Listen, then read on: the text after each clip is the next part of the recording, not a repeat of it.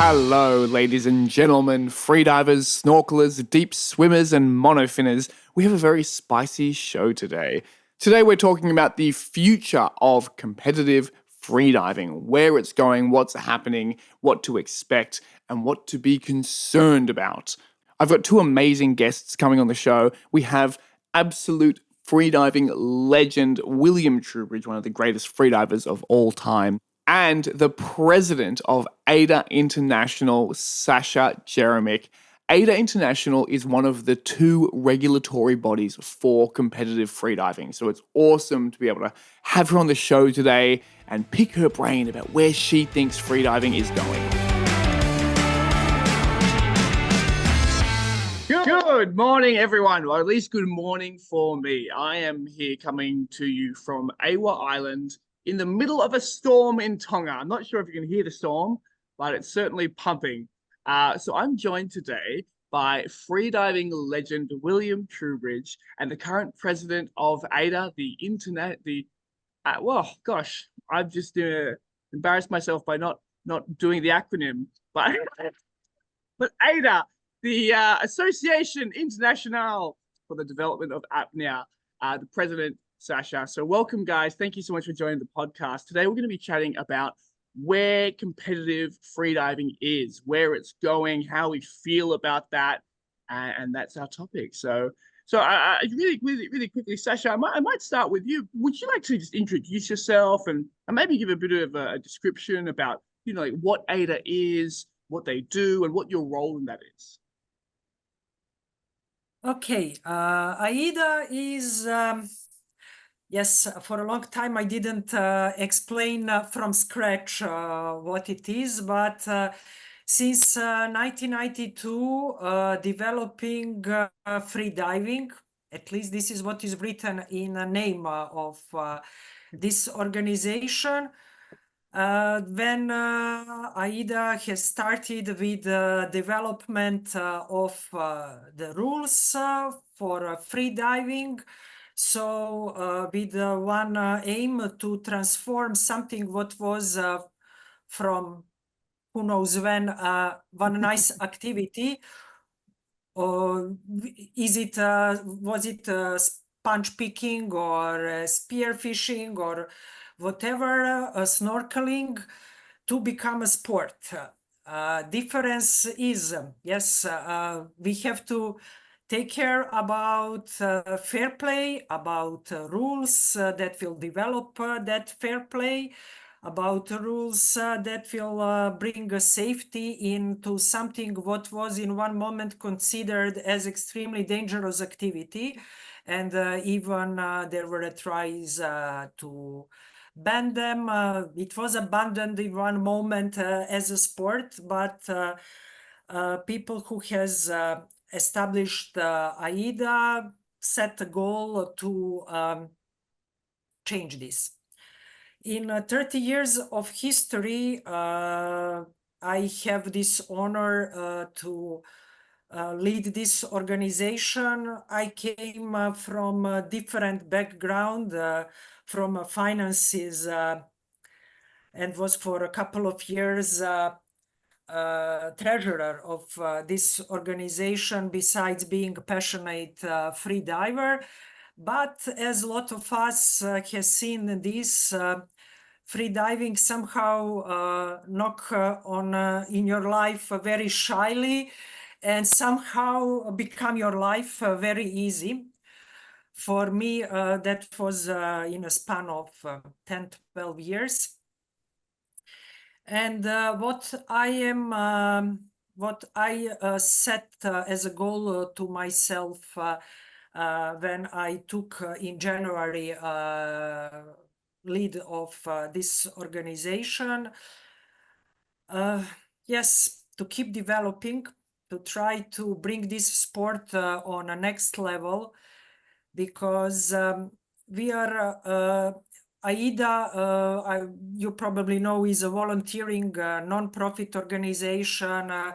It is run by a small team operationally, but we have a big community behind us representing through assembly. And very often through a daily course of events that are happening around us, we are not aware about changes. And so from starting there in 2000 of big events with AIDA, when we were still discussing if it is really possible to dive more than 100 meters or not. But about this, I am sure that William will have more to say as someone who was live witnessing all this event. To today, when we see that and we consider again that these guys who are going 130, they are doing something, we are not sure what, and we think that this is a limit of human potential. If it is really, time will show. Hopefully in 10 years we will sit like this again and discuss. Do you remember when we thought that 130 is a limit? Do you remember when we thought Look at 130 was us a now. big dive?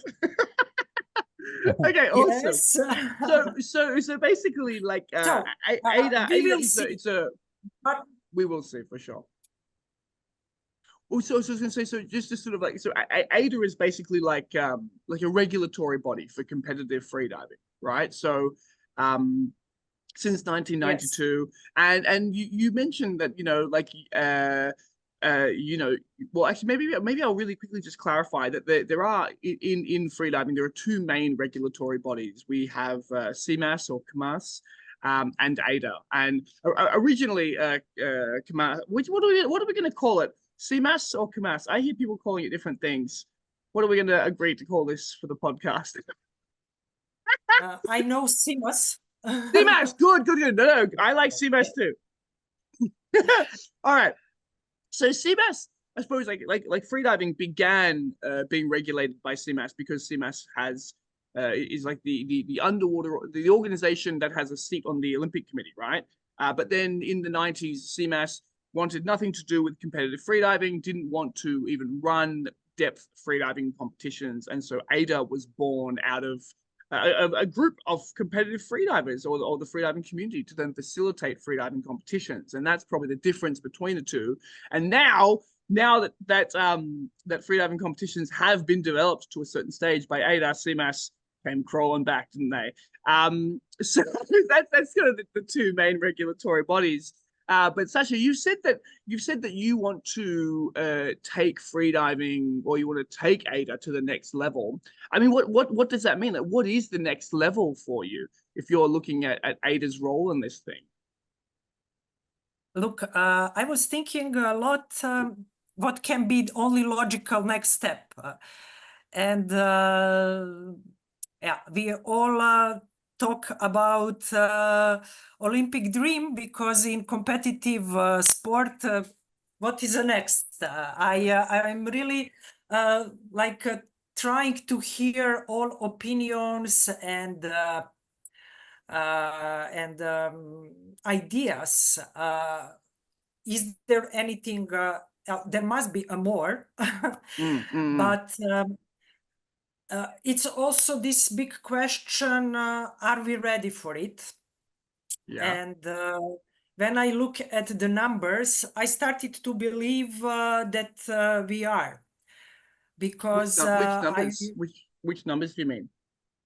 for example, in last AIDA is now on 60 AIDA nationals as assembly members.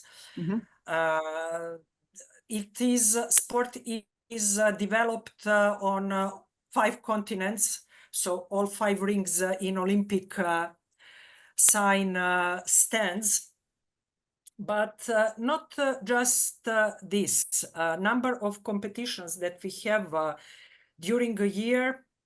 Like we have finished last year with 288 events with 5,000 athletes who were taking part in that events. I think that we ended up with something around 11,000 starts.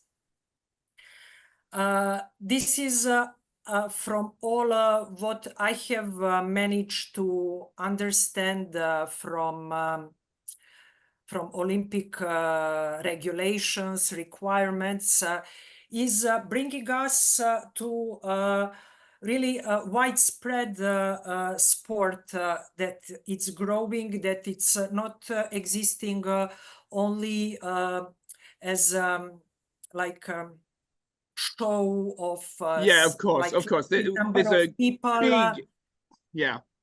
There's a big even like distribution of freedivers all over the world. The sport has spread like a Yeah, virus. and We are everywhere. like for me, we have just finished in June pool world championship in Kaunas in Lithuania, and what for me was really wonderful to see that like initially this sport started somehow to grow from France, and both and CIMAS and AIDA are first established there, and for a long time on podium you could see only Europeans.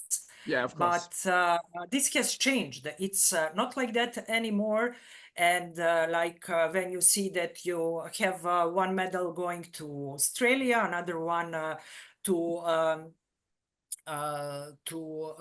Korea, to Cuba, and still in Europe, for me, this is a sign of sport maturity. And it's beautiful to see. Like, okay, we were for a long time as for example in tennis, where is always the same four names we have. But for example, in something what in sports that exist for years, like swimming, when you know results, like, okay, world records are very rarely broken. But sport exists. People are competing. They are going to Olympics. They are going to different athletic events. And yes, this is a sport. Yes, of But course. I took a word, so please stop me. No. I was gonna say as well, like, you know, very for all three of us, you know, you can treat the thing like a conversation. Like, Will, if you got stuff to say, you just jump in. If I've got something to say, we'll jump in. And Sasha the same when we're chatting. Like, just like a flowing conversation, you know. So don't feel like anyone ever has to like wait their turn or in that regard. Yeah. But yeah, okay. So Will, so Sasha said something interesting before. She said we're talking about 130 meters, and then she mentioned human limits. So, do you think we are diving at or close to what is the human limit? And what do you think is the human limit? Because I've got a thought about that, but I'll wait and hear what you have to say. You've been a lot closer to that human limit than I have. Yeah. I have one question. Like just a question to intrigue. Like, do you have idea how many people has managed on a competition to dive deeper than 100 meters, according to AIDA statistics? Oh, no. At least 100 now. Yes. Yeah, I'd say it's around that. 106. 106. There you go. Yes, it was a 106 few days people. ago. I don't know if has changed in the last couple of days. So we are starting even to be able to have statistics, because when I started free diving, they were telling something to me like, we don't have enough 100 meters dive that we can say that something is typical or normal, because it was so limited number, so few people who has managed to go there, that it can be like, yes, these are special skills, or but yeah, we are changing this sport. Definitely. Yeah, Adam, you asked me about limits, and it's one of the questions that we get most frequently by journalists. But my answer is normally of the genre that, you know, a limit is an asymptote. It's something that you're approaching, but you will never get there. And so it's kind of out there.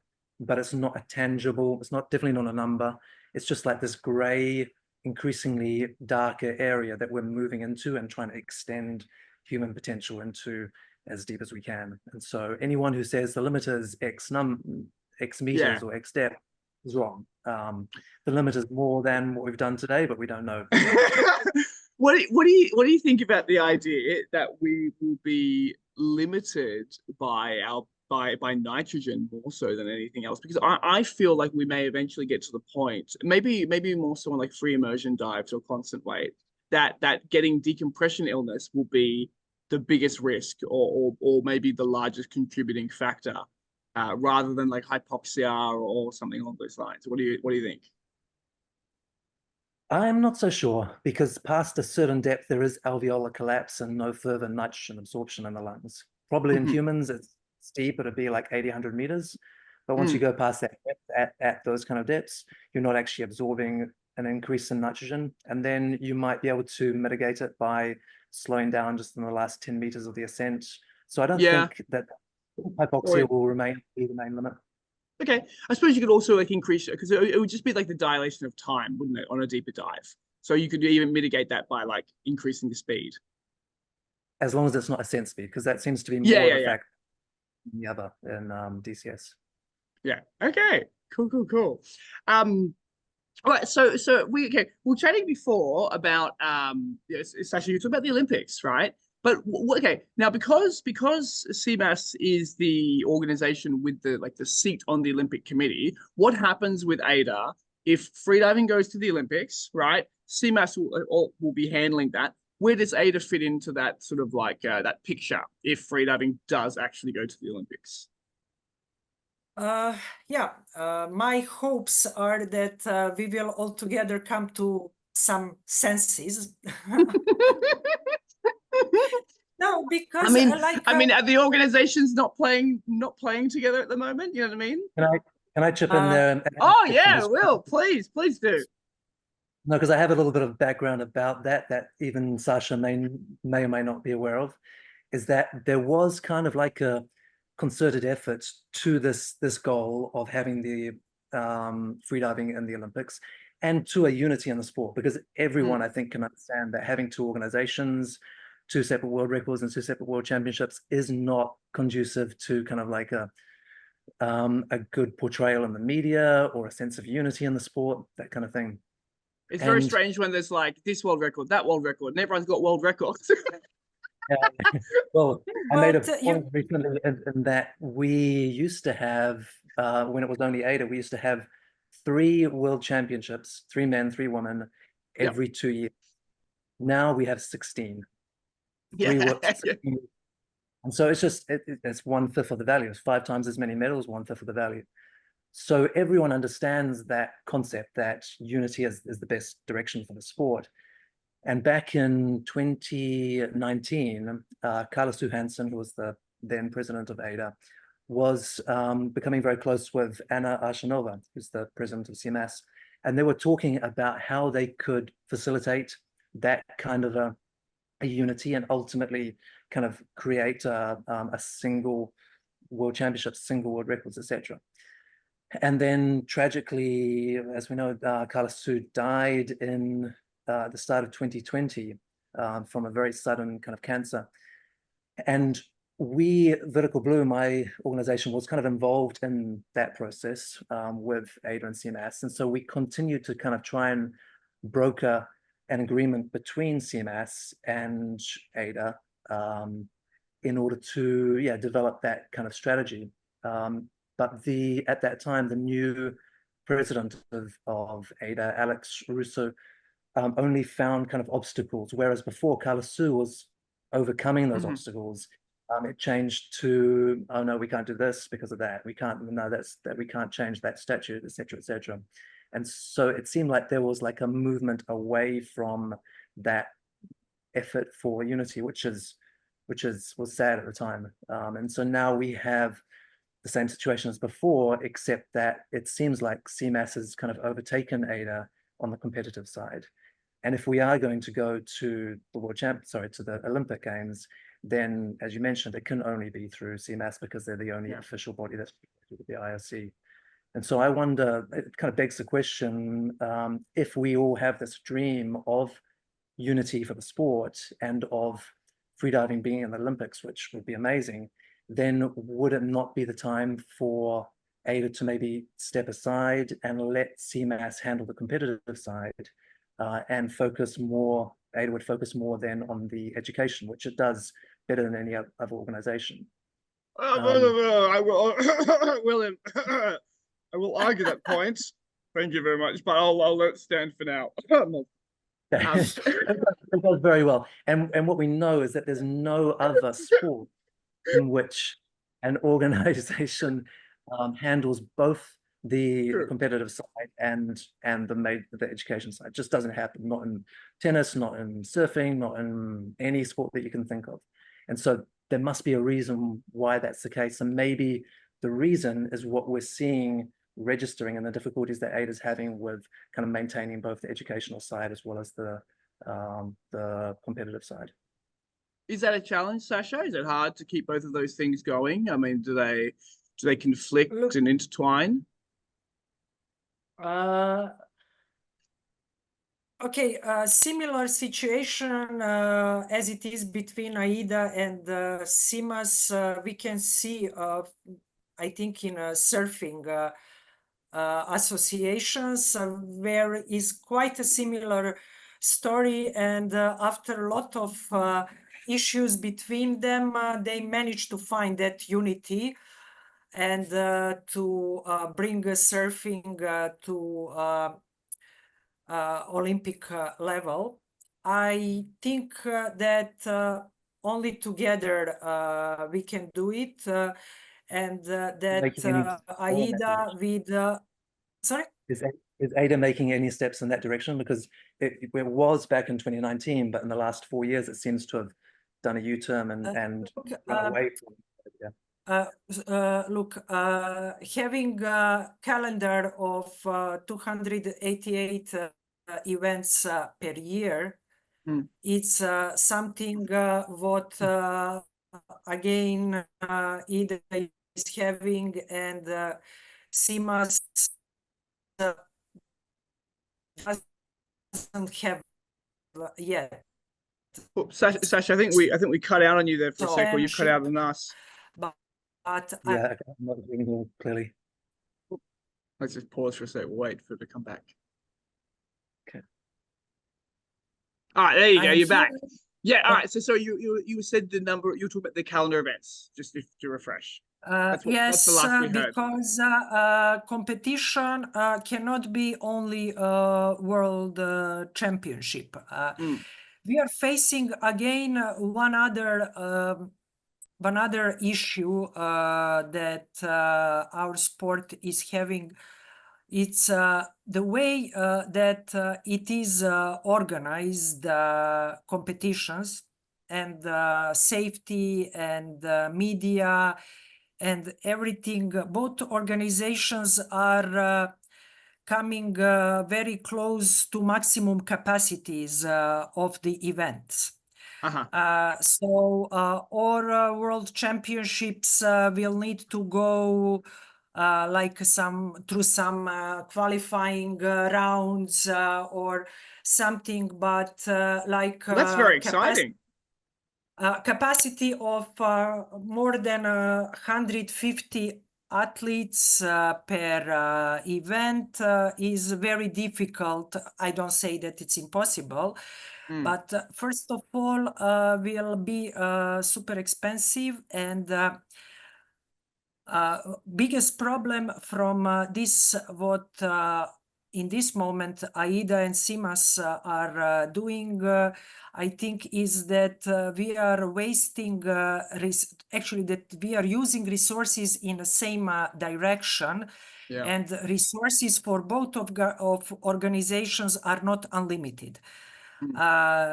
I can say that both of us are doing the best, and this is maybe, and I hope that athletes are benefiting out of it. But like spending all this money, each of us separately, for example, for media, it's a bit of too much. Yeah.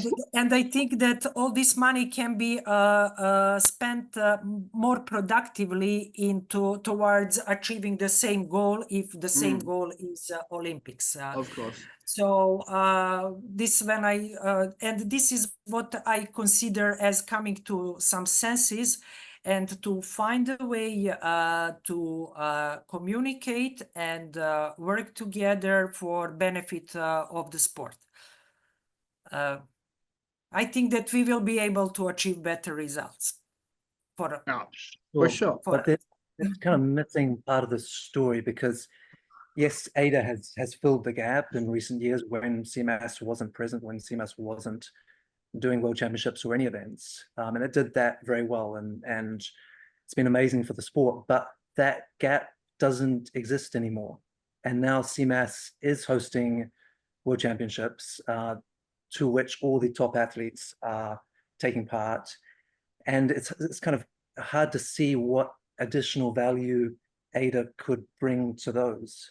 For instance, this year at the World Championships we just had, apart from maybe one discipline like female static apnea, all of the medalists at the AIDA World Championships would not have got even on the podium at the CMAS World Championships that happened a couple of weeks later. So it seems like the top contenders for those positions have migrated already towards the CMAS event. And yes, having a lot of competitors is a good thing, but I think a World Championship event is about kind of like we see the Olympics, having the best in the world contending it. I mean, So does it become a thing where AIDA competition is more of the amateur league or the qualifying league, and then CMAS end up hosting the World Championships? And because what CMAS are not doing at this stage, obviously, is putting on hundreds of competitions per year, right? But Adam, I'm here in Dominica now at a competition, CMAS competition. Ah, and you are? Well, it's like it's the same judges as if it was an AIDA competition, the same safety team. You wouldn't know unless you like pay attention to the small print and the letters on a certain place. It's exactly the same. So there's I don't see kind of like a lack that needs to be filled anymore, which is why I wonder if it's not better for AIDA to concentrate on the educational side, which it does so well. What do you think, Sasha? I think that there is enough capacities for both. But you can try to convince me. But you can try to convince me to give up on the competitions, because still achieving, as I said, if you compare. If you compare World Championship in last World Championship, AIDA and CMAS, for me, it is more people that they get a chance to compete, to achieve. We had also a world record.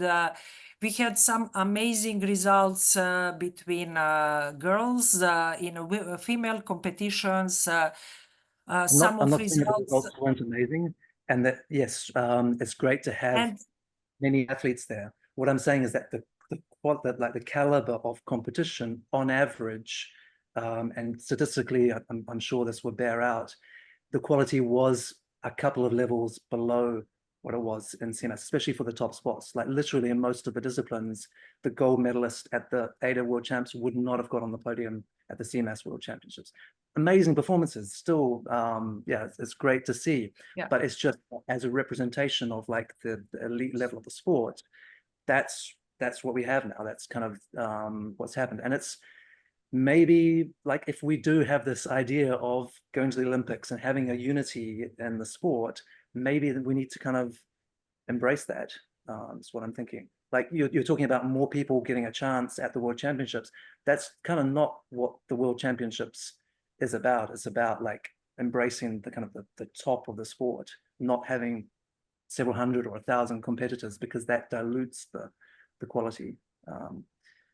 So that's kind of, I mean, and to give a little bit of backstory about this, like I don't have any, this isn't me trying to kind of diss on AIDA or I don't have any grudge. I'd like to think of myself as a contender for the athlete who's given more in terms of loyalty and value to AIDA than perhaps any other athlete, because I was like in the beginning, when the AIDA course manuals were written, the instructors who were writing those used a lot of the materials and slides from the presentations that I was giving at the time, going back almost 20 years. And then I created the event, which has given more exposure, more records to AIDA than any other event, or probably than all the other events combined, which is Vertical Blue. We've had like not any number of documentaries and exposure, and CBS 60 Minutes and BBC, NHK, Guardian, New York Times, everywhere. And I've also been a very kind of vocal and loyal proponent of AIDA since the beginning, since my very first competition back 18 years ago. I think 2006 was the first time that I At the time when you didn't have a choice for anybody else. Well, there was kind of small satellite competitions, but no, it was AIDA, and I stuck with it. Even when CMAS was kind of sticking its beak in and getting involved again, because I was loyal, because I saw what a valuable organization AIDA is.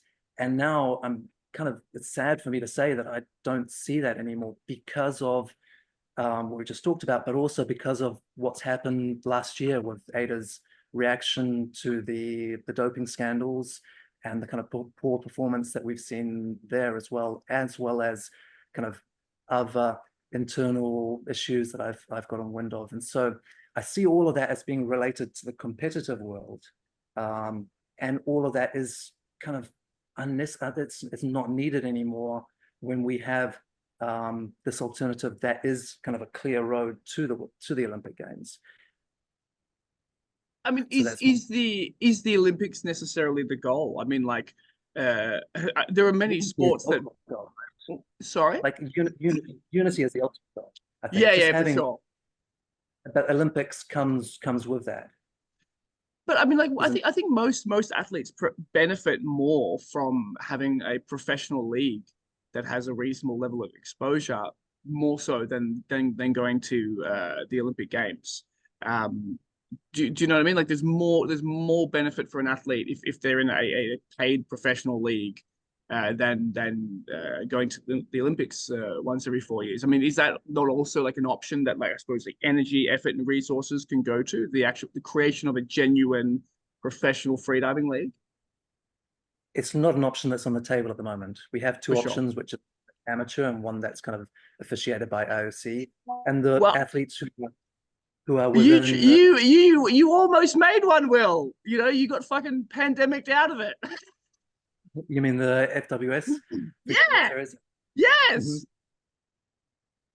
Well, that was part and parcel of the project of unifying the sport. So when, sad to say it again, when AIDA walked away from that negotiating table, then that project kind of got burnt by the wayside as well. No, I am not aware that ever AIDA walked away from that negotiating table. And we never were imposing any kind of restrictions to anybody to have discussion and really I am his board for the last 5 years, and this was never case.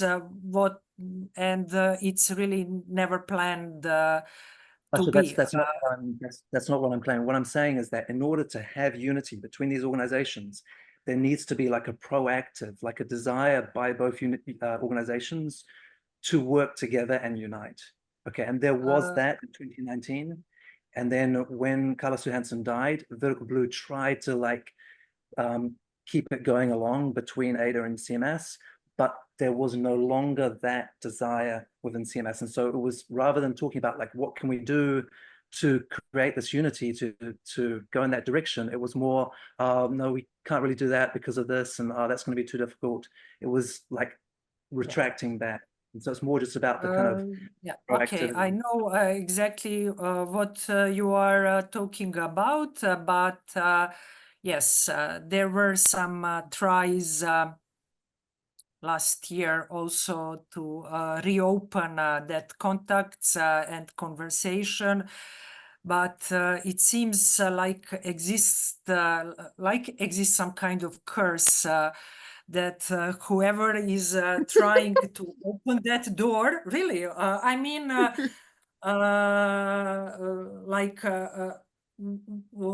loss that we have with Carla leaving us, it's really left a big gap in capacities of this in this process of unifying. Unfortunately, it's happening again, but yeah, hopefully, and we'll start and reopen, and we will find a way how we can decently communicate, because maybe the even tricky thing. even this is sometimes issue to find the proper and decent way to communicate like other people.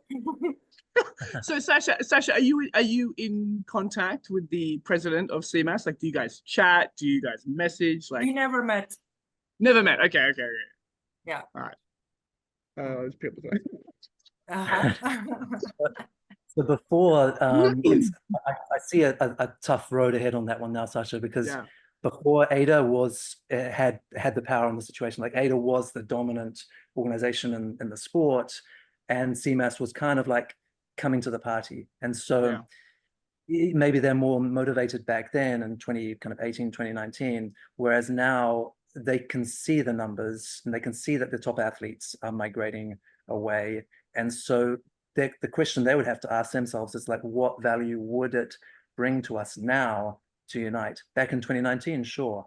But now I think it's a kind of a different equation for them, which maybe, like, I'd still encourage you to pick up the phone, and I know Arjanova is a lovely woman and I'm sure she would be welcoming to any conversation, but it's a different dynamic that you have now, because unfortunately AIDA is on the back foot, and not just with the kind of the numbers and the world champs and stuff, but also with these recent events and scandals that have happened in the last year. I think that has. I mean, Will, how have the I suppose the scandals, like the recent events, how has that changed the dynamic between AIDA and CMAS? You know what I mean? Like, is it not just a simple thing of like, you know, you have this value to the sport, you have this value to the sport, let's get together and share value? Like, or how does that make sense? How has the change come from the scandal?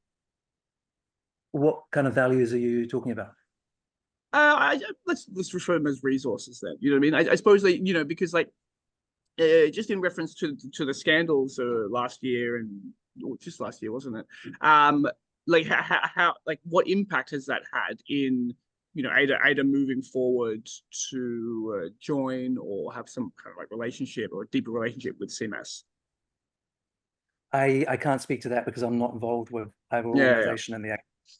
I can say like what's been reflected in terms of the media and the athletes' conversations and what's on social media as well is that there's, I mean, you can just look at the comments on the social media posts that were made by AIDA after the World Championships last year, when athletes who were banned by CMAS at the time were allowed to compete at the AIDA World Championships and set supposedly world records. And if you look at the comments, it's full of athletes who are saying, this is disgusting. I used to be an AIDA instructor, but I'm not going to teach with them anymore. I'm not going to compete with AIDA anymore. It's literally 98% comments like that. I could probably read you out some if you want. And so that's a mixture of the Shall I prepare opposite or? What do you think, Sasha? I mean, like what? I mean, why? I mean, this is something that, to be honest with you, I very much kept my head in, out of a lot of that, a lot of the scandal that was going on. But why were the athletes allowed to compete in an AIDA comp when they were banned in CMAS? This is a question for me. Oh yeah. I mean, and to be honest Yes. with you, like I genuinely I genuinely don't know. Because no, because yes, reasons for they ban was not clear to AIDA if they are really eligible reasons. Yeah. So where CMAS has take their own decision on the facts that there are known only to them, we were, let's say, allow ourselves to think with our own head. Yeah. Time Your will own call. show, I don't have to comment on that. and actually, yes, time will show. I don't know if time Yeah. will show, whatever will show, but we still talking about fair play, about clear rules for each and every athlete who is competing. And I think that actually reason for this organization, both of organization to exist is first of all this, that rules exist, they are applied, and they are equal to everybody. And it's not a question if Sasha or Anna or William or whoever is leading organization. Whoever is changing this, what is set as a rule of organization exists and it's applied to the sport. Only that way we can have results which are comparable, which are same, and we know that they exist as a measurement of achievement and sport results. Adam, can I? Yeah, I mean, So, I'm not leading the conversation. We just chatting. Um, so Sasha, you mentioned that it's the reasons weren't clear as to why they were banned by CMAS and if they were eligible reasons.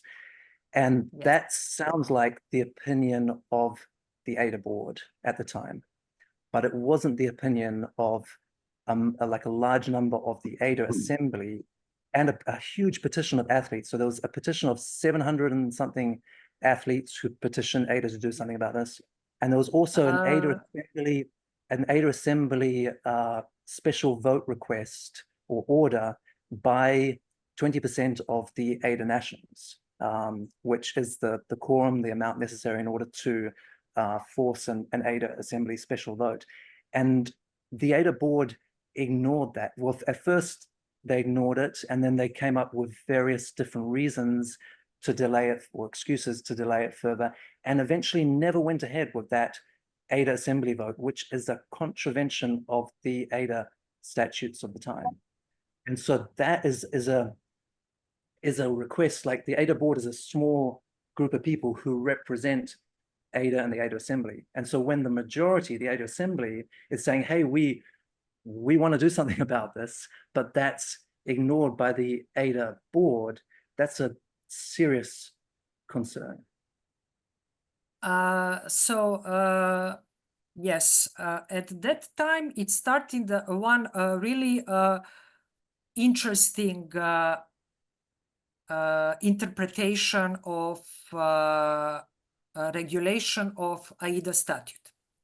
It started with request that results on the competition from the competitions are accepted by assembly. In a situation where we have judges, when we have rules, but then we still request to have results of the competition approved by assembly. One of the interpretation. Same it was with this. I mean, AIDA assembly is really there and has a power and to change and the board, but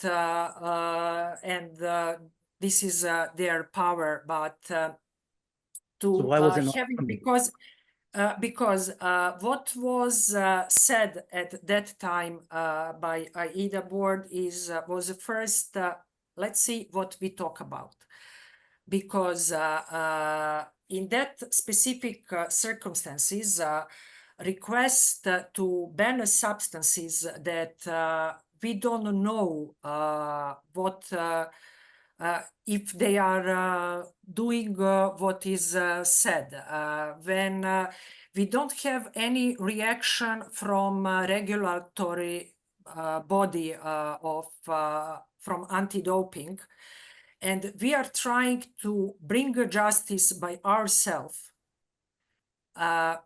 It is a bit strange, and we have asked from AIDA Assembly and get support for it to turn the process around, to find the budget and to make research if that substances which are in questions, first of all, are really used and consumed by AIDA athletes, and then also to finance studies that will show if these substances, even if they are used, if they are really potential performance enhancement. Yeah. AIDA, So that's I the mean, gap. we can all start discussing and things that were written and that we could read in social media at that time are really one perfect example of chaos. I can only say this, because we have diagnoses in social media that are given by everybody by watching something on a screen, and that were more relevant and more important than what medical professionals are diagnosing. We are deciding by ourselves what is doping, where we have a world governing body for it. So if we are talking about sport, then things like that cannot exist.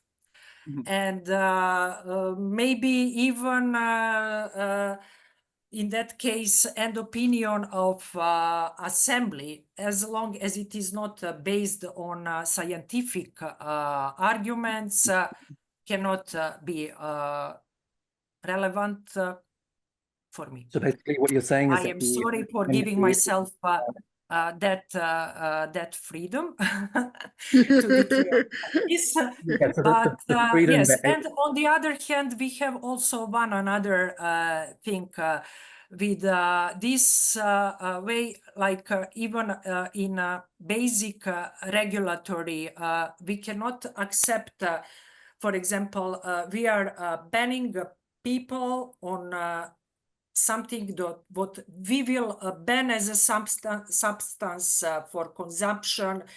We don't know if these people were consuming this. I mean, it's not a proper way. And even procedure, yes, we have opened this process. At that moment, you couldn't properly even test presence of benzos and Viagra, and like this with doing a rapid test, it can give satisfactory results. If it is a really result, we have in the meantime managed to find laboratories which are doing this analysis for AIDA. We are performing this study, so it's not given up. It is under observation, but yes, this is a process that we have suggested to Assembly, and that was accepted as a response to There's a lot to unpack there because that process wasn't suggested. What was suggested was that you appoint an AIDA anti-doping officer to investigate it. You didn't. There wasn't a suggestion of that whole process that you just elucidated to me now. But it is in assembly minutes on AIDA website from that assembly. All this is written that we will do. It was in November last year, I think, and since 1st of January, it's something what we are doing. So first, so maybe Adam can post the relevant minutes from that meeting. I can put the minutes in the podcast area. Yeah. The critical thing here is that there's a gap in the reaction between AIDA and CMAS, whereas CMAS was able to be proactive and jump on the case and make interim, like provisional bans and suspensions, not just of the athletes, but of the substances. AIDA didn't do that, even when it was compelled to do so by its AIDA assembly. And to put that kind of in clarity, as an analogy, if you had the Olympics, right? If you had a nation, let's say the Olympic Games was being held in Russia at the moment, which is in the process of invading Ukraine, and Poland, all the people of Poland say, we don't want to send our athletes to a country that's invading our neighbor. So they request like a referendum, which is a vote of the whole country by the appropriate means. And the government of Poland says, no, we're not going to do that. We're not going to have that referendum. That's kind of analogous of what's happened in this case. The AIDA assembly. With one small difference. With one small difference that there is a Olympic committee who would before that say that guys, we don't go there. Yeah, but is that the case, Sasha? That sort of like, okay, so now I've never been involved in AIDA, in an AIDA national. I've never been involved in AIDA, so I don't know the inner workings of these things. But like, if the AIDA assembly calls for a vote or calls for a topic to be brought to the board, is the topic typically like what is the process? The topic then is brought up in a board meeting, or is like a proposal put forward? Like William, what did the AIDA assembly put forward?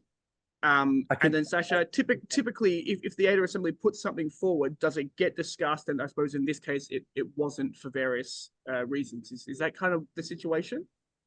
Sure, yeah. So because I'm part of AIDA New Zealand, I was privy to what was proposed by 20% of AIDA nationals, and it was to add benzodiazepines and sildenafil to the list of performance-enhancing drugs, as well as recognize the recent reports of violations of the WADA anti-doping code 2.1, 2.2, and enforce provisional suspension as defined in the code until the result of those investigations was concluded.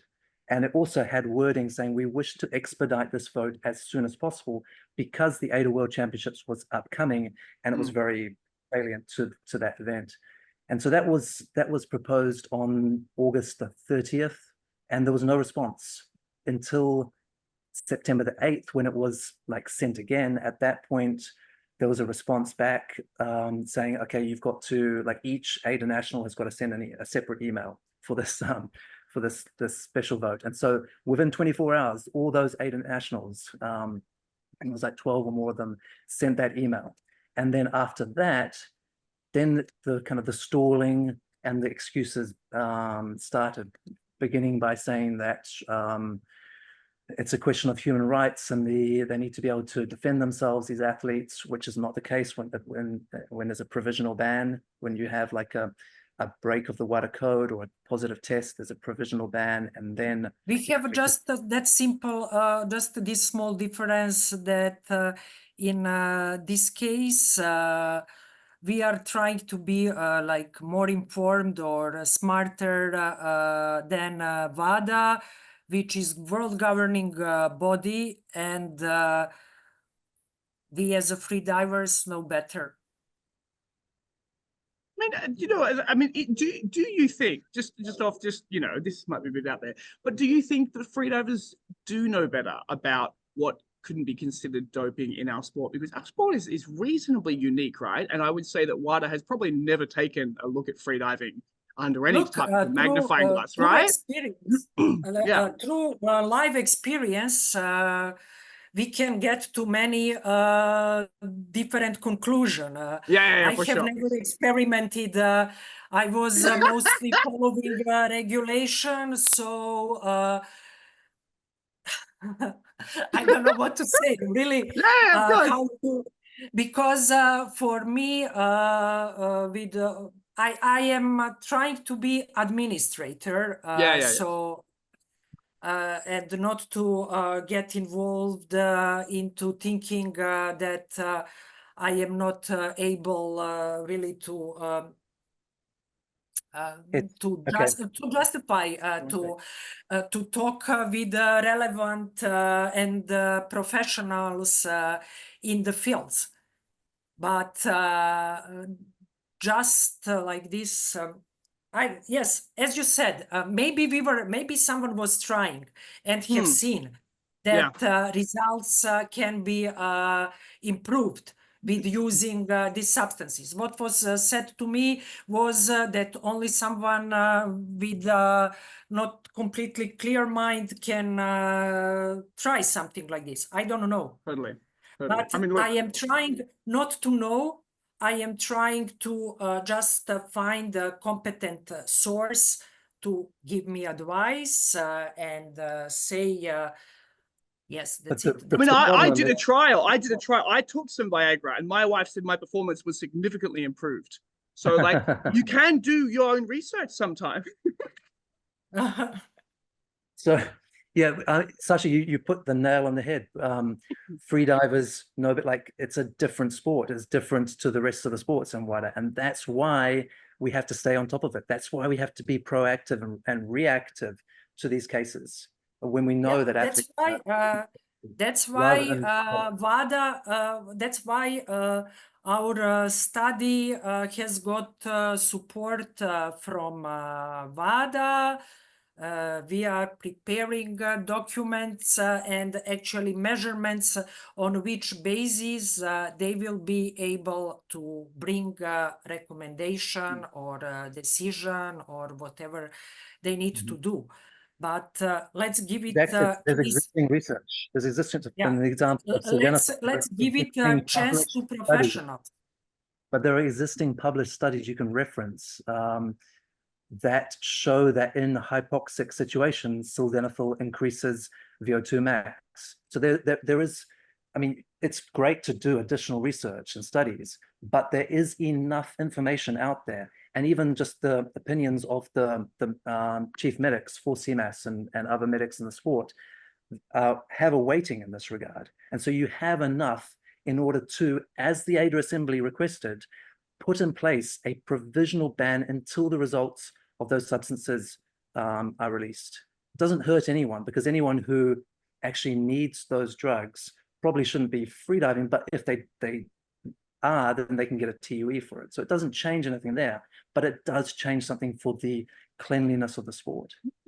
And I want to highlight another example of a similar thing that happened exactly at the same time, which is that an athlete who tested positive for a substance in an out-of-season test that was conducted by an ITA DCO, doping control officer, for the Bahamas Anti-Doping Commission. So it was conducted in the Bahamas. Those results were sent to the WADA laboratory. They came back positive. The results were sent to AIDA and to CMAS and Adams, because the athlete was registered in Adams.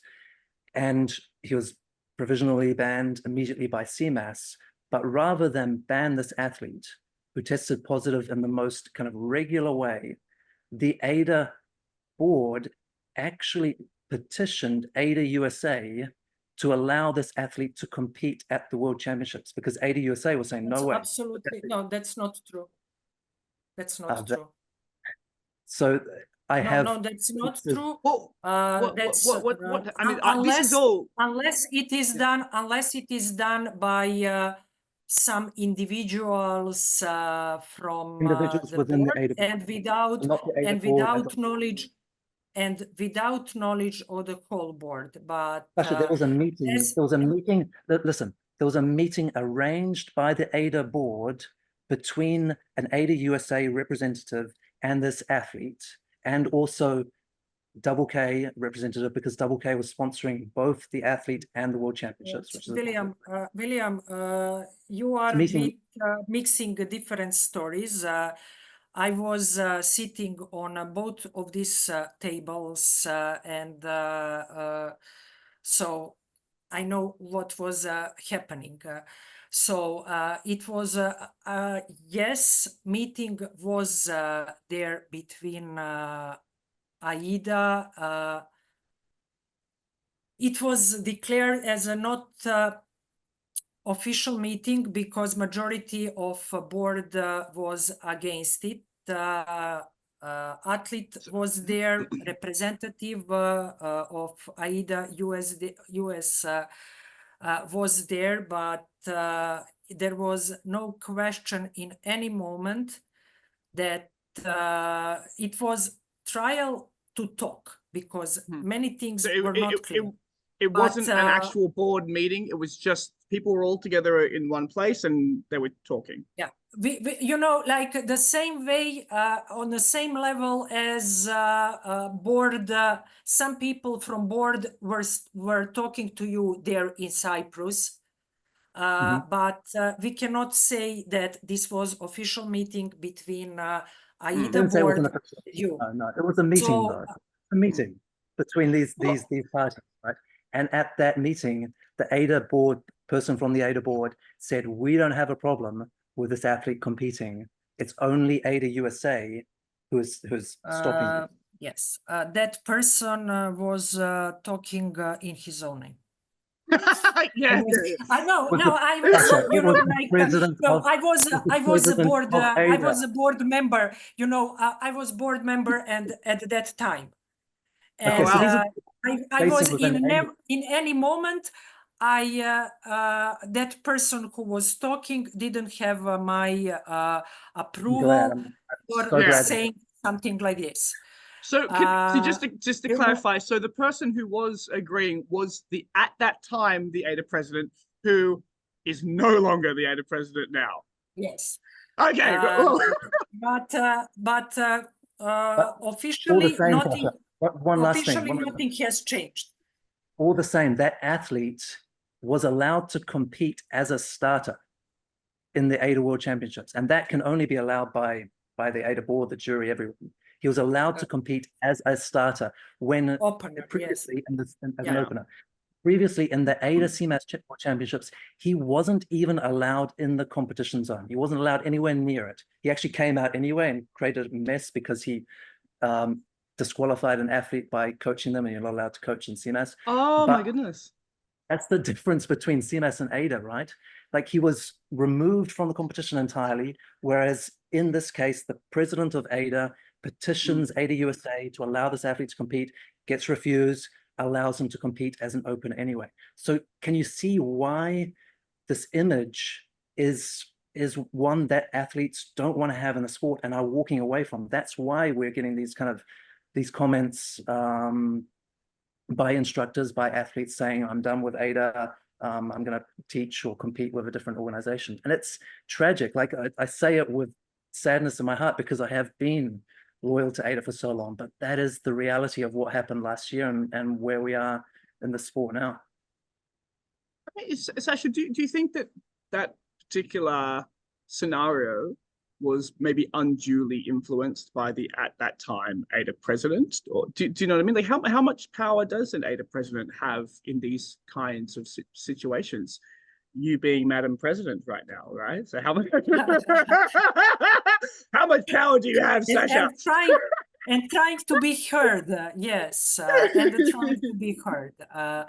So let's say that potential of one person,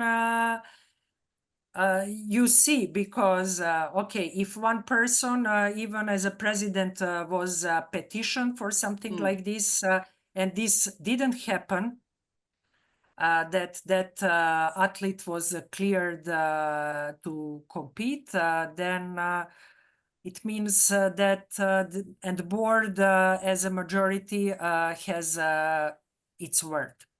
I understood that he didn't so- compete because of AIDA USA and only because of AIDA USA. Like AIDA USA blocked his competing, and that's the only reason why.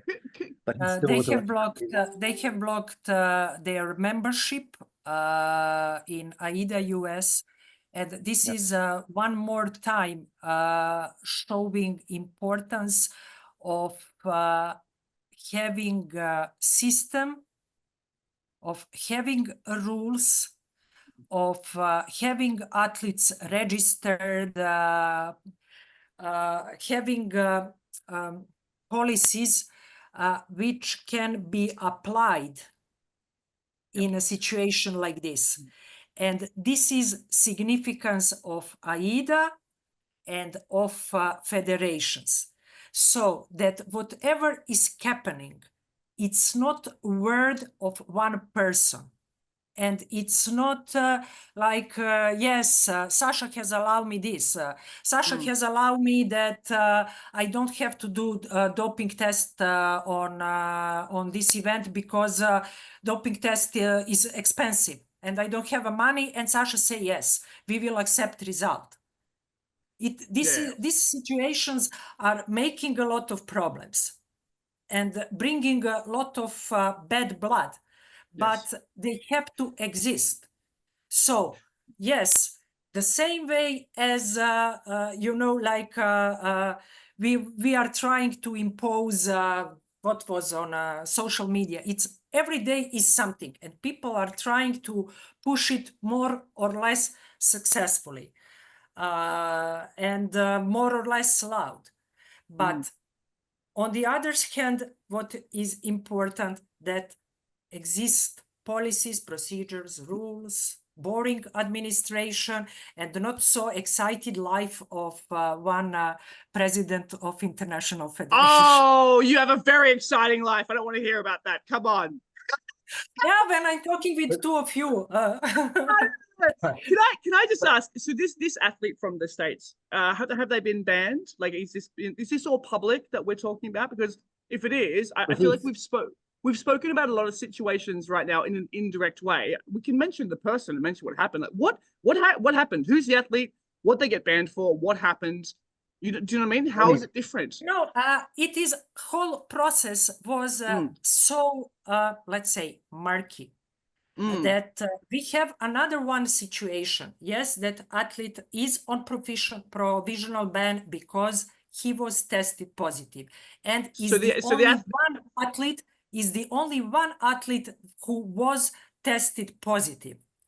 But until so today, one athlete tested positive for what did they test positive for, Sasha? For ban substance. So officially, WADA banned substance as a substance which is marked as a performance enhancement drug. Yep. But what is again a problem? That we are 1 year from there, from that moment.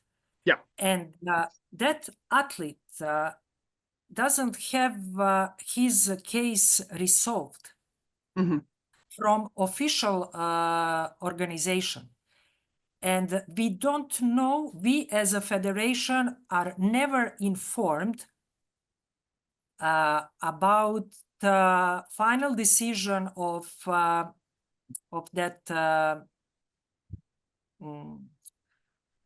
of that case. Yeah. So when you say you weren't normal process is that there are rules in which time decision has to be made about sentence for that breach of WADA code. And until this moment, 1 year after, no one knows decision. No. So Sasha, whose decision? I mean, what do you mean? I'm you. Oh, go on. I mean, if someone knows something what I don't know, we as AIDA, as as organization has never received any official ban. Do you mean from WADA? AIDA hasn't received communication Yes. from WADA Yes. about. So, but how did we know? How did AIDA know? I'm sorry, I'm piecing the narrative, right? So an athlete goes to a comp, they get tested, the test comes back positive for a banned substance. If there was no official communication from WADA, how did AIDA know? Like, how does that work? Does WADA just like send you an email and they're like, hey, yes, this was positive, and then AIDA enforces their rules? Or is it more like WADA tests positive and WADA enforce the ban? Like what's the actual system and process? And where's the break in this current situation? How is this current situation different from like a standard situation? And then I suppose, yeah, maybe, yeah, if you don't mind, Sasha, like painting the picture, because I mean, like you said, it's a bit murky. Yes. Ricky, William, do you want I don't to? know. Ricky at all. What happened? Will, what happened? It's everything is to procedure. Like everything is like it's the most regular open and shut case of a doping control testing positive. And then when any organization gets notification that there's been a positive test from an athlete, there's a provisional ban. And this is in the AIDA rules and regulations version. So, but 7. what happened after provisional ban? When we are getting information of read the rules, Sasha. Like it's in can the AIDA can be indefinite. Oh, it can. No, it is. The provisional ban is until the end of the appeal process, if there is an appeal process. So the athlete can say, okay, I'm appealing. I don't think I had that drug. In that case, the B sample is tested. If the B sample also comes back, if it's negative, they're free. If it comes back positive, then they can say, I want to have a hearing about this, which is kind of like a trial. And so that goes to a hearing. So these things can drag on for a while. But in that whole time, from when they first test positive until when either their name is cleared or the decision is made, they are provisionally banned. And that's the case in CMAS, and it is the case according to the AIDA regulations, but it has not been implemented in this case. So is this, can we say the athlete's, is it rude to say the athlete's name? He's public, right? Yeah, he's talked about it on social media himself. So okay, so it's Tory. It's Tory George from the United States. We only say that because it is already public and readily available information. So Tory is currently provisionally banned by AIDA, and there is currently no clear path forward. Not by AIDA. No, not AIDA. Oh, by CMAS. CMAS, that's the thing. And with AIDA last year, in both of organization, he's provisionally banned for competing. But official decision about and the ruling, it's has to come from WADA and ITA, who is leading this process. And until now, so it's been almost 1 year, we didn't get any official results. And there are, I can go now through not so quickly, but really to see, because it's written in what time can happen what and should happen what. In 6 months, in 8 months, in what is a timeline for all this process. But even without athlete complaints, only positive test, it's doesn't say for how long it's what is a sentence for this, what is a consequence of positive test. So consequence of positive test, it can be provisional ban as a temporary measure until process is closed. But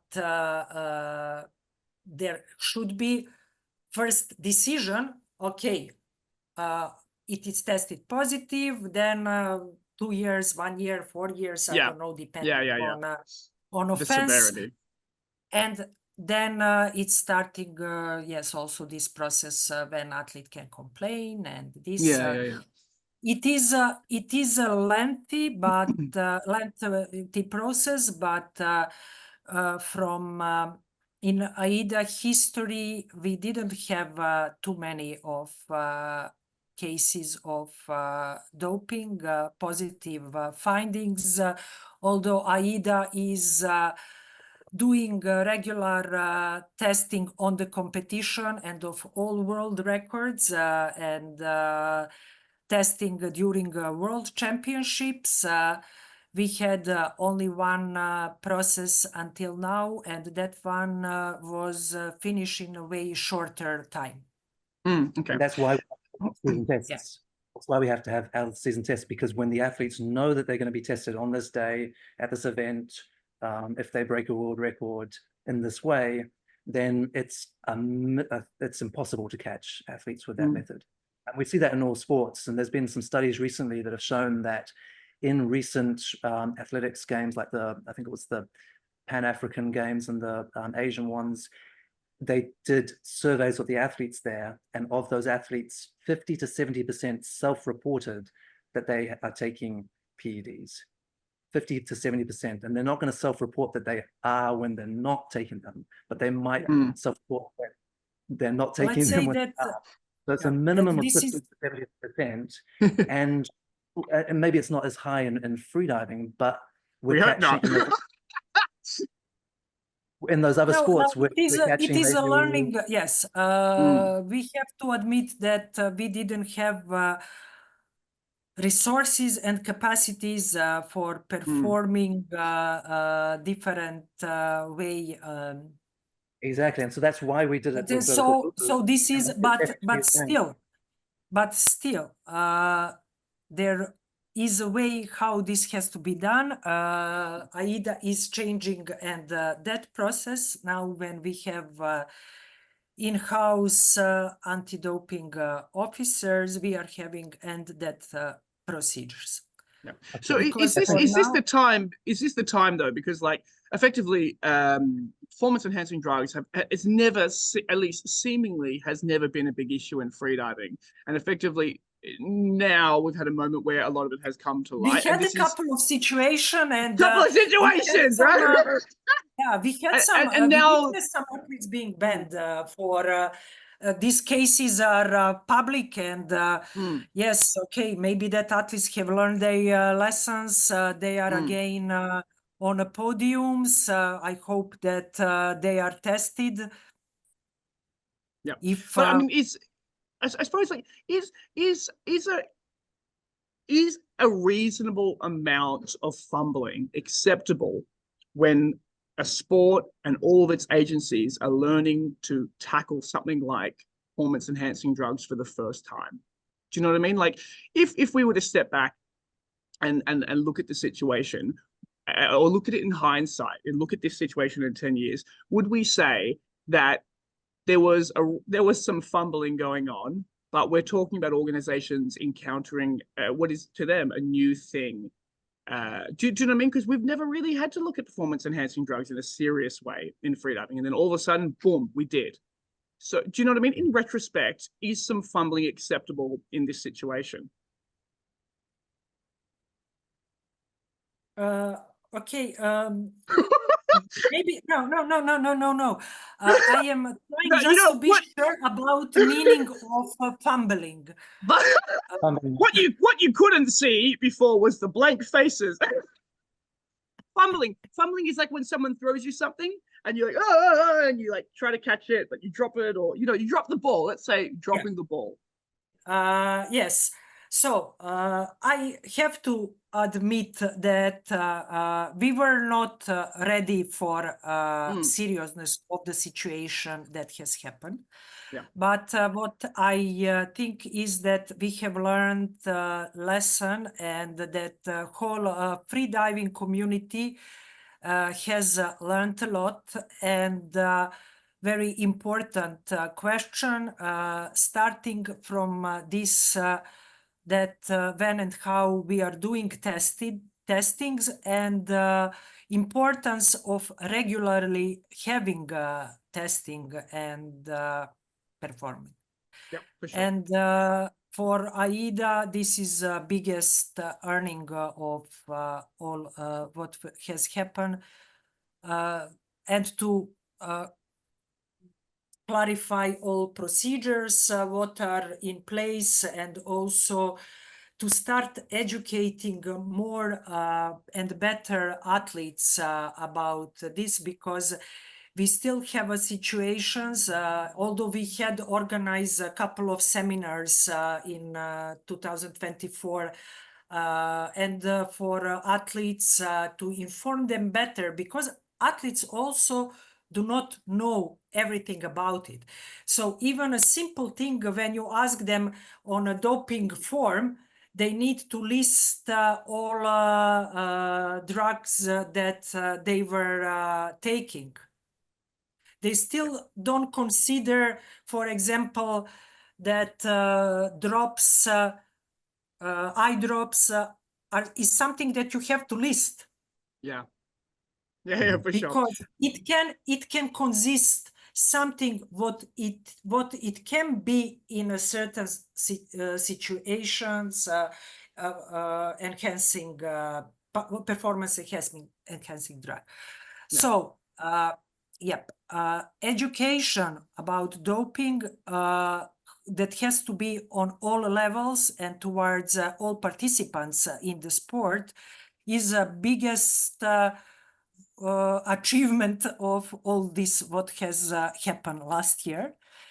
And but still we should not skip some steps in that process and rush towards decision.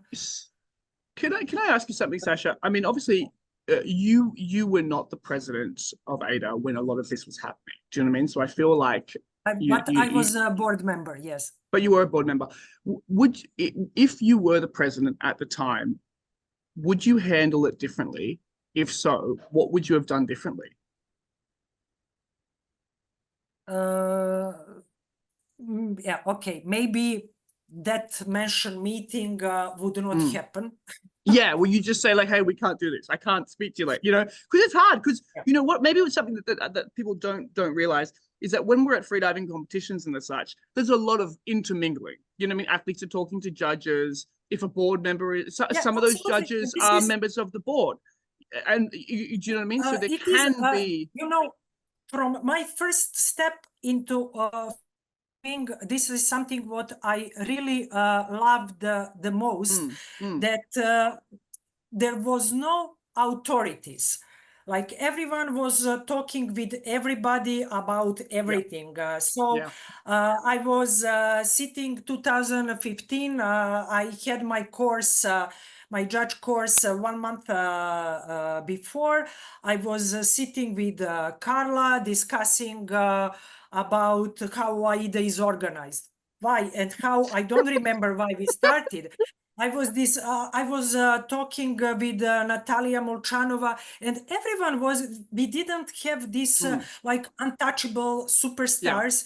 We are not the people who are going, at least on AIDA competitions and the World Championship. We don't have this category, what I call sport politicians, who are on a sport events in suits. Okay, they have their position, they have their job, but in freediving, we still don't have this. Do we need it now though? Like, do we need to have some level of that? Because what we've seen, like from my understanding, we have a situation last year where the AIDA president was, let's say, unofficially, you know, met by a group of people. And then seemingly the result was a person who was provisionally banned allowed to compete in some manner. So like, you know, like from afar, it looks like some yes. You know, like do we have to have more lines in the sand? Yeah. Okay. Maybe that's a future what it is in this moment. As I said on the beginning, we are small teams. Like I was last year on World Championship and okay, judging pre-competition on a World Championship, I was entering results, and this is how we are all doing. Maybe this is bringing mistakes on a higher level and will change one day, but I am still enjoying this way. They told me that, okay, you are president, you should not do this. Okay. Okay. Yeah, for sure. If you find me someone who will do it, I will I will find something else for me. But freediving in AIDA is still not on that level. Yeah. Okay. We will see when it will change. Yeah, Adam, you were asking about fumbling, like is a certain amount of fumbling okay? And I think it is, like we screw up and that's how we learn, but it's about like the intentions that you have at the same time. And if the intentions, as we saw last year, maybe it was one person in the AIDA board who was misrepresenting it, but in those cases, that's what's damaging the sport, right? And it's great now that that athlete has been provisionally banned. They weren't at the time. And it's only after great pressure that that has resulted, but not due to the intentions of those people who are making the decision. Do you know what I mean? And so, Sasha, you mentioned that the kind of education about these issues is the good thing to come from last year. And I'm totally agree with that. But it also hasn't been like, this has all come about because of the efforts that Vertical Blue made to counter doping in our sport, because it was a known thing. We knew it was happening, and so we knew we had to do something about it. So it's come about because of that. But the result now is that AIDA has appointed anti-doping officer without like a special, I'm not sure if that was put to the assembly. In any case, there's an AIDA doping officer. It's not necessary for that case. Is not necessary according to AIDA. I would. But you know, like William, with all due respect, can I just land the point? Can I just land the point of this? Because that person, the only visible efforts that the AIDA anti-doping officer has made that I've seen are to organize a webinar twice, because the first time they had technical issues, a webinar called Anti-Doping Rules and Violation of Human Rights Vertical Blue case, where they didn't consult with anyone other than the athletes, who it seems are actually colleagues of this person who's been appointed as the anti-doping officer. That's William, you have to be a bit more objective in this, because if you follow what is done in AIDA, and what has done under AIDA and him as AIDA anti-doping officer from this year, I can list and precisely, but number of seminars and number of things that have done. This, whatever is with these athletes, it was not under done as AIDA anti-doping officer. And, but the fact that he's doing both is the problem, Sasha. You have an AIDA anti-doping officer who is anti-doping. That makes him a pro-doping officer. It doesn't matter if he's doing capacity as AIDA or not. So can I just clarify? So the AIDA anti-doping officer is also running doping seminars that are like of regardless of the topic, outside of approved AIDA activities as well. Is that what is going on, or is that the case? AIDA anti-doping officer is expert in anti-doping for many years, and besides doing doping for AIDA, is working with other international federation like UEFA, like Eurobasket, like I don't know whatever it's possible to find in a CV. It is sorry. So this what he has organized with Croatian athletes in question. I would hear also what I was not present, I was not listening, But what is important that all sides are heard, and that we all know what is a process, because it is a big contribution of Vertical Blue. But William, all that process and whatever are findings out of it should have done organized differently and in a better way. We have all learned, we are going through, but we cannot go around and let's say test people, whoever decide, and what I don't want to say that anybody is hiding something, but we have to know what we are doing. Mhm. Well, Will, it sounds like you can get in touch with the anti-doping officer and organize your own seminar with them. Absolutely. If all sides are to be heard. No, really, if all sides are to be heard, you know what I mean? Like, if the AIDA anti-doping officer is open to, running seminars with, I suppose. Adam, if he's running a seminar on the case of Vertical Blue and he doesn't contact anyone from Vertical Blue.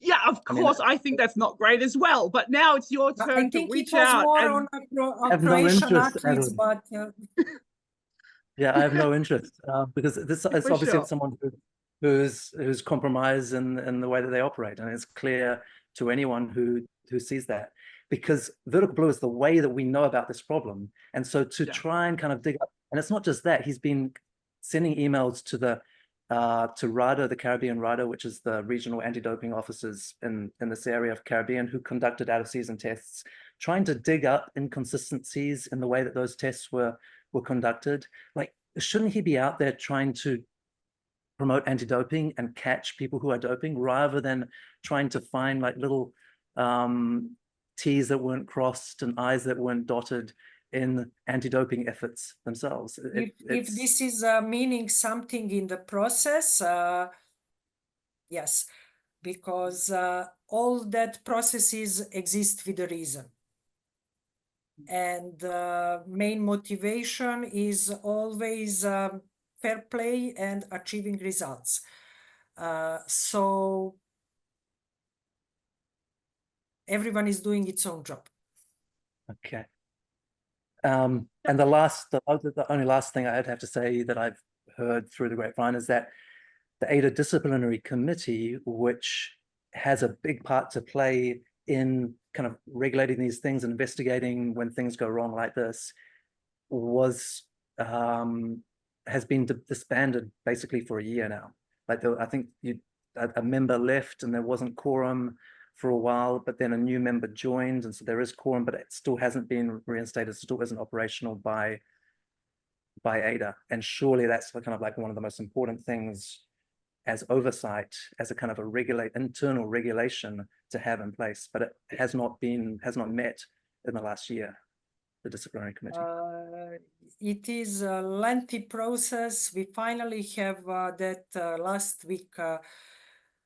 I was gathering people because, yes, in all volunteering organizations, you come to the point that people accept roles and duties, and then when it comes to do something, very often they disappear. All right, Sasha, probably one of the most important points you've just honestly raised is that, like, okay, are you paid? The president of AIDA, is this a paid position? No. How important do you think it is that the key officers in this organization start to get paid? I mean, like, if doing this was your full-time job, surely you would be able to elevate everything, right? Do you know what I mean? Is that the next step for AIDA? Is the next step for AIDA actually employing staff rather than relying on the labor of volunteers working in different countries and different time zones? Yes, this is actually AIDA as organization for a long time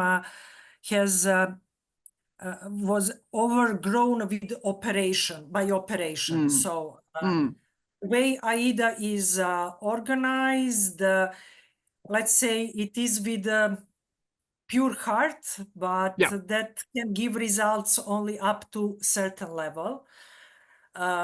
We have our first employees, but we need more of them.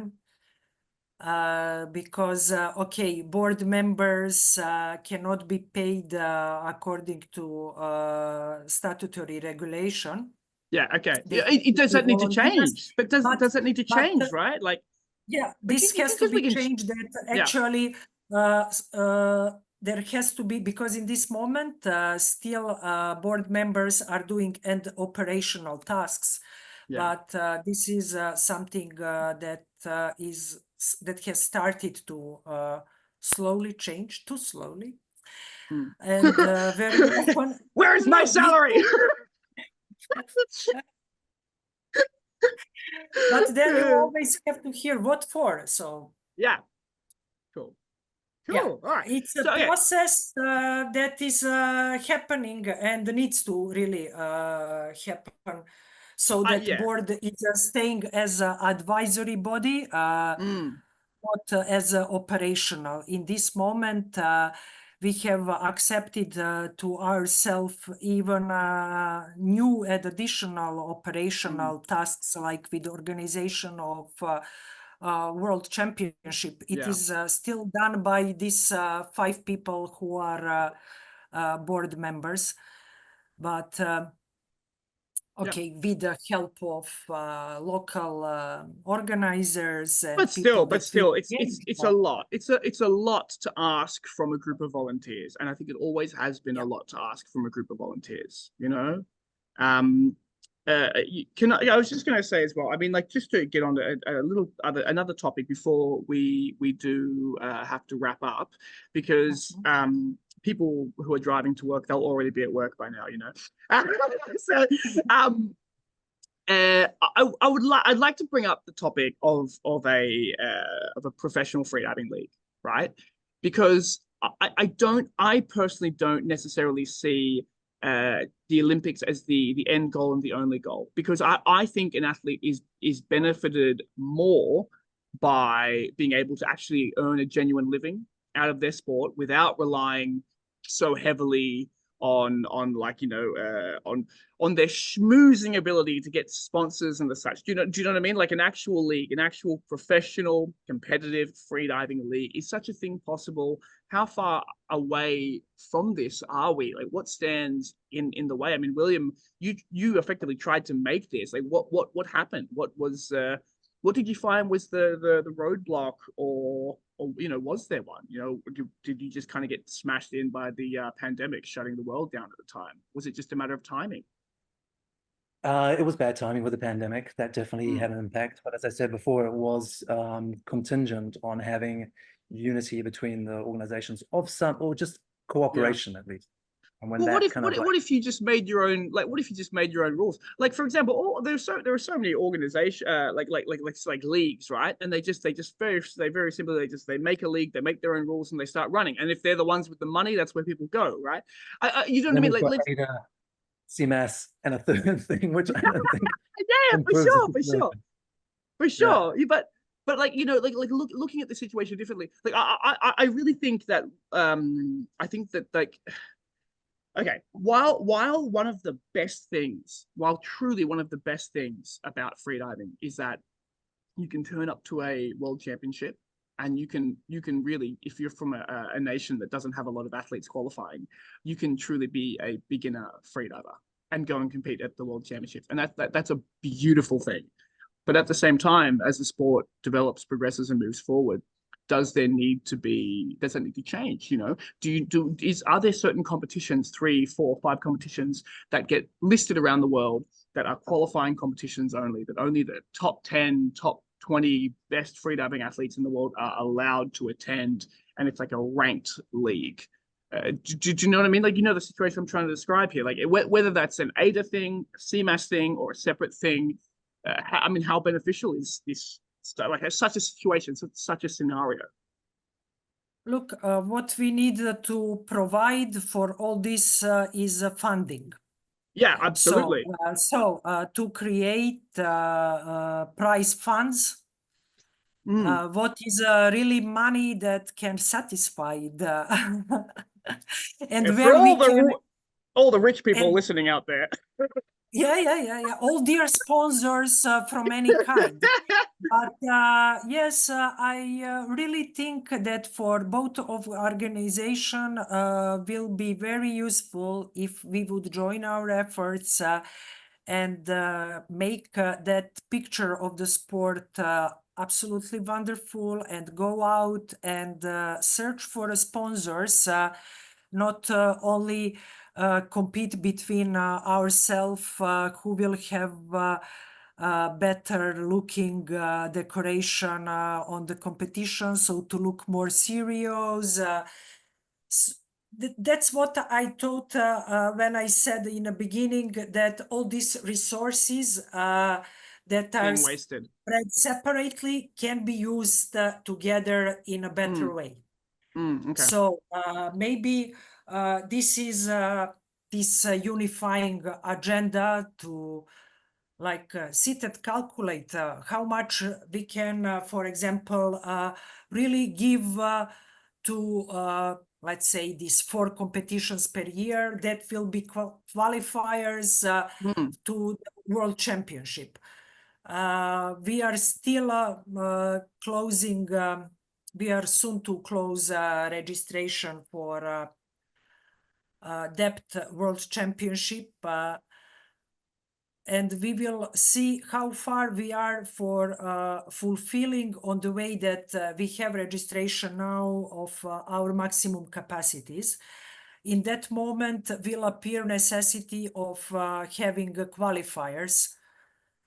But we are very close to this moment that you can just not handle all the athletes who would like to come to the World Championship. At that moment, you need to open qualifying competitions and define and provide funds for prizes. In this moment, we only have prizes on the World Championship. They are more symbolic, but hopefully one day we will come and to the sponsors who can help us to get better prizes, more valuable. That sponsors in freediving industry will understand that nose clip is nice price, but yeah, for sure. Can't eat a nose clip. You can't eat a nose clip, right? Wow. Cool. Will, do you have anything to add before we wrap up? I'm in the middle of a resort in Tonga, and our guests are turning up to eat their breakfast. So yeah, I'll be brief. I'll just say that like I'm encouraged by a lot of what Sasha has said. Thank you. And by the kind of desire to move back towards maybe a push for unity and relations. I think that's the only way that we can kind of move forwards, because as I said before, like I love AIDA, I'm loyal to AIDA, but I'm more loyal to the sport, 100 times more loyal to freediving. And if at the moment I see that AIDA is an obstacle to the sport in the way that it was like last year, what we've talked about, that needs to be addressed before we can move back towards unity. So the fact that you mentioned that there was a provisional ban eventually for this athlete, that the DC is now being reformed, and that you're kind of distancing yourself from some of the actions of the previous president, those are all good things. They're positive things, and that gives us encouragement and hope that we can get back on this path. So I just hope that you continue with that direction, and also consult the members. So the AIDA Assembly, the members of AIDA, like see what is their vision for the sport as well, and like try and align also with that in the best possible way. Yep. Cool. Thank you.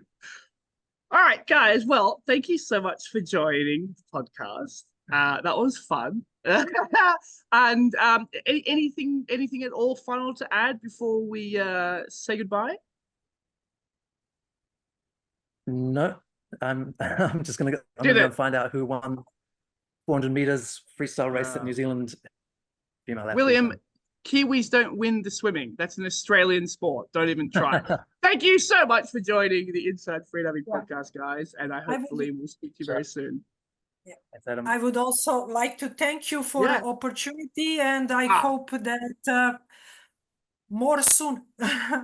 Thank It's you so much, exchange Sasha. thoughts that can bring us further. Thank you Could very not much. could Adam, not agree and more. Thank you William. so much. Thank Thank you. you. All right, guys. See you later. Bye. Bye. I hope you really enjoyed the show, and just some final things to point out that since recording this show, freediving has now been added to the 2025 World Games. And this can be a jump-off point for a sport moving to the Olympics. So the fact that freediving is now in the World Games speaks very positively for freediving finding its way into the Olympics within the next 4, 8, or 12 years, which is very exciting. Since recording this podcast, I have also done, let's call it a follow-up investigation into the allegations of corruption that William laid at AIDA's feet. In particular, I'm referring to when a US athlete who had just tested positive to a banned substance and was then banned from competing by AIDA USA approached the board of AIDA International at the AIDA World Championships and petitioned them to still be able to compete in the competition. I can confirm that what can only be described as a meeting did take place between the athlete and the AIDA board. I've now spoken to 2 people who were present at that meeting, and from what I have been told by these 2 sources, the present AIDA president, the current AIDA president at the time, who was not Sasa Jeremic, right, the president back then, was attempting to convince the AIDA board to let the athlete compete. But obviously most of the rest of the board were not open to hearing about it, and they were not open to even letting the athlete petition at all. So hopefully now, with Sasha at the helm, there won't be any other issues that can call into question AIDA's credibility. And with freediving making its way now into the World Games, hopefully we have a big, bright future for our sport. Thank you so much for joining me on the Inside Freediving podcast. I have been your freediving insider, Adam Stern, and I will see you in the water somewhere.